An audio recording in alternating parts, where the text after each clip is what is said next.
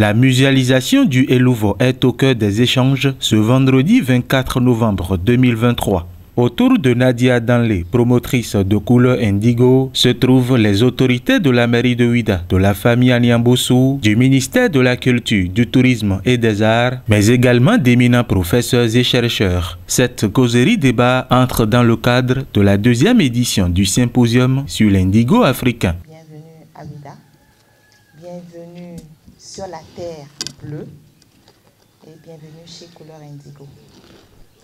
Nous allons passer du temps à parler, à beaucoup parler, mais ça nous intéresse parce que je sais et je suis convaincue que tout ce qui sera dit sera essentiel, il y aura beaucoup de sens pour la suite de la démarche. L'intérêt contemporain pour l'extraction de l'indigo s'inscrit dans un contexte plus large de redécouverte et de préservation des traditions artisanales.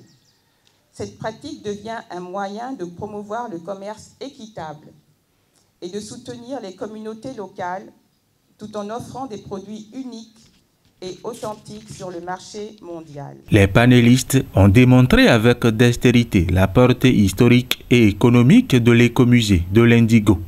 La reconnaissance par les institutions internationales de ce riche patrimoine ancestral totalement rénové focalise les attentions. Elle a parfaitement les moyens du moment où elle a fait un travail déjà titanesque avec ce que nous avons vu aujourd'hui. Il y a une bonne documentation donc de ce métier traditionnel. Il y a des collectes et déjà, elle a ouvert déjà sur site un musée, je dirais un écomusée, dans une ancienne indigoterie, donc dans la maison Anyambossou. C'est déjà le premier pas vers le musée de l'indigo. Ce travail, elle l'a fait avec les communautés, mais elle a besoin aussi du soutien du gouvernement.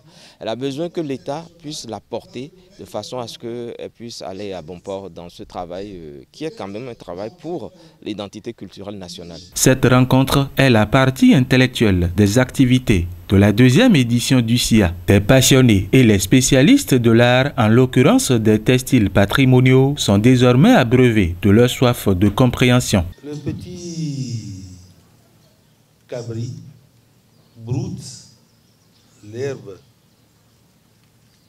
qu'il a trouvée avec sa mère. Si les parents n'utilisent pas du tout l'indigo, les enfants ne peuvent pas savoir.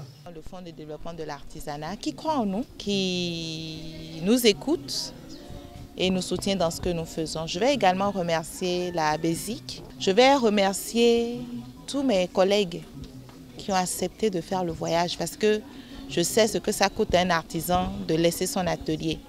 Et pourtant, ils ont laissé leurs ateliers, pour certains depuis mardi, pour pouvoir être là dès les premières heures du symposium. Et je les remercie vraiment du fond du cœur. Je vais également remercier tous ces professeurs que nous avons vus aujourd'hui. Rappelons que l'acte 2 du symposium sur l'indigo africain va prendre fin ce samedi par la Grande Nuit de l'indigo, un défilé international où la couleur bleue de l'indigo sera exhibée au jardin Cardinal Bernardin Gantin de Cotonou.